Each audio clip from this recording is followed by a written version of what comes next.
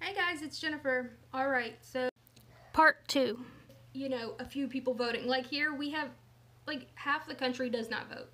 There, the majority, almost everybody votes. Okay? 70% agreed to this new constitution back in 99.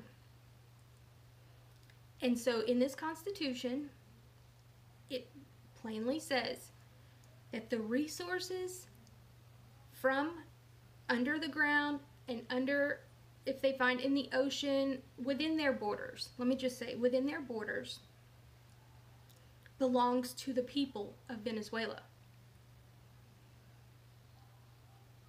And so when Citgo, Conoco, Valero, Exxon, all of these places come down there, they're going to have to split the profits, okay? So if they make $1 million off of something, they have to give $500,000 to the Venezuelan people. And the people that went down there were supposedly fine with that. But then they started saying, well, this really sucks. We want to keep like 90%. So they start putting money to the side, start embezzling it, getting some corrupt people on the board, the executives and stuff like that, and started fudging numbers and things like that. When Maduro came in after Hugo Chavez was killed, when he died, well, he started seeing what was, they did essentially an audit. It was like, whoa, what's going on here? Y'all still owe us a few $1 billion. Like, what are you doing? So they fired all the executives of all of these companies. Exxon, Citgo, all of this. That's why the Citgo people are currently in jail down there. I don't know, I'm not going to say that I know the extent of that because it's still, but anyway, I'm not going to get off track. So that 50%, that money goes to the Venezuelan people. What do I mean by that?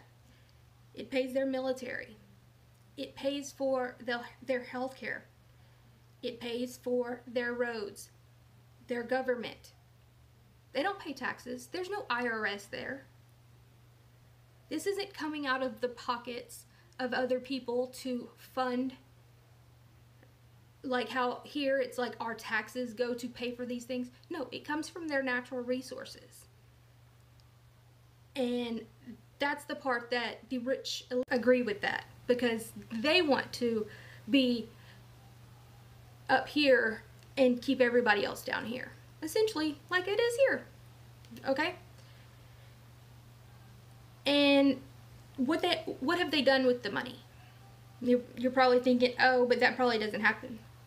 Well, they have built 2.5 million homes for a country of 30 million people. Built those homes, handed it over to the poor people. And when I'm talking poor, I'm not talking about people that don't get up every single day and work. I'm talking about people that get up every single day and work the farms and work the oil fields, work wherever, okay? It is a very different culture there. We think people on welfare and all these things are just lazy bums and all this. That's not how it rolls there, okay? They have pride in themselves in a different manner. And I'm not going to compare whatever, but I'm trying to get you to understand.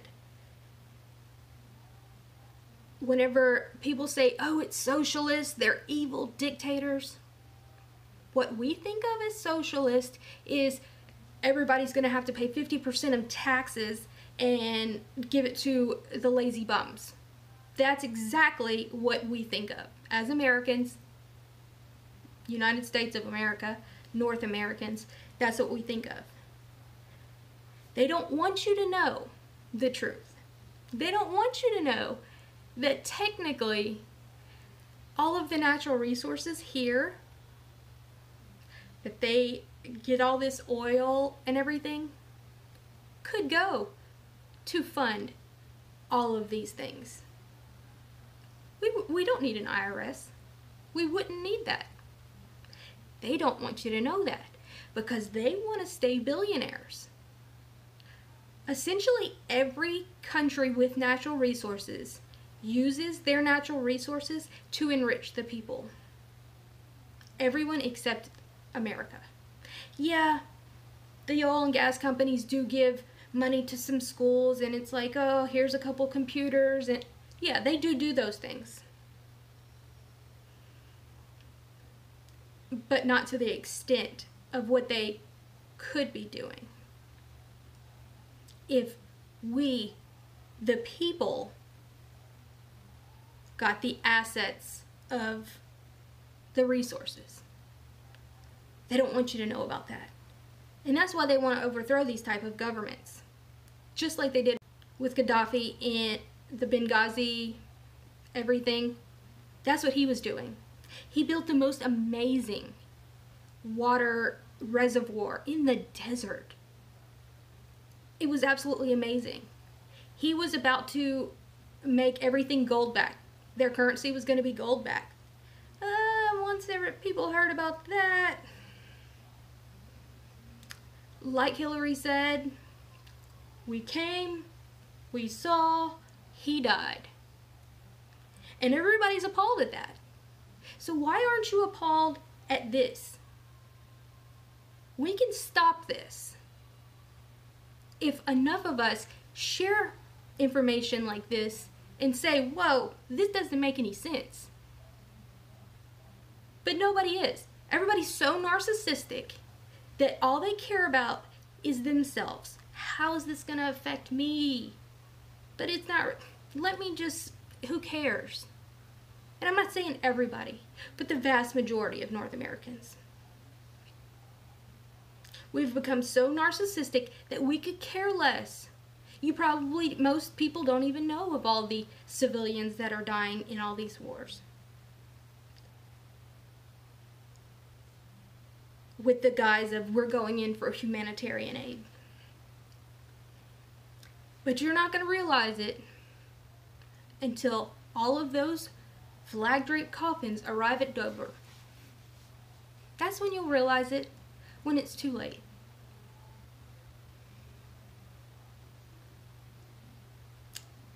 So while the mainstream media that is backed by all of these corporations, our mainstream media is only owned by 6 corporations, and they all agree with each other.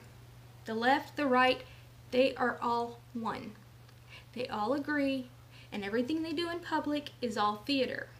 And everybody falls for this. It's divide, conquer, distract. That's what they're there for. And people have become too lazy to even look for this information. I mean, you can watch these videos of, oh my gosh, look at all this stuff going on in Venezuela with all these people that are definitely not malnourished. Yes, there's issues. But when a president says, do not come into my country because you have done this before, like Elliott Abrams, John Bolton, and now our Attorney General, Bill Barr, that, essentially wiped away all of their crimes from Iran-Contra, which they did in El Salvador, and all of these other Latin American countries that we have installed puppet-backed people. That's why they agree with us, because we installed them. People are like, oh, but I'm a little confused. There's people around them that are supporting us on this. The only people that are supporting what we're doing are the people that are they're all puppets for the international banking systems, the military-industrial complex. They don't care about the people. Are you kidding me? And they've been touting this whole people are starving for about 5 years. Wouldn't a lot of people be dead by now if they have been starving that long? How long does it take for someone to starve? Only a couple months, really. I mean, could be a month or two, but honestly, we have used USAID and all of these other front groups to invade countries before. That's why the evil dictator doesn't want any help from us. Can you blame him? But just know, I mean, honestly, there's probably nothing we can do now. But we can continue speaking out and not supporting this at all.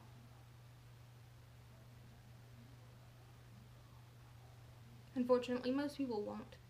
They won't do anything until we have 5,000, 10,000 dead soldiers coming home. Because there's nothing in it for you, right? Or till Russia throws some bombs into the United States or China.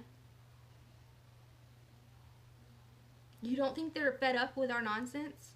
And when I say ours, I mean the corrupt people in DC, which are pretty much 98% of them. They're tired of it. You can only destroy so many countries until somebody says, that's enough. And that's the point that we are at.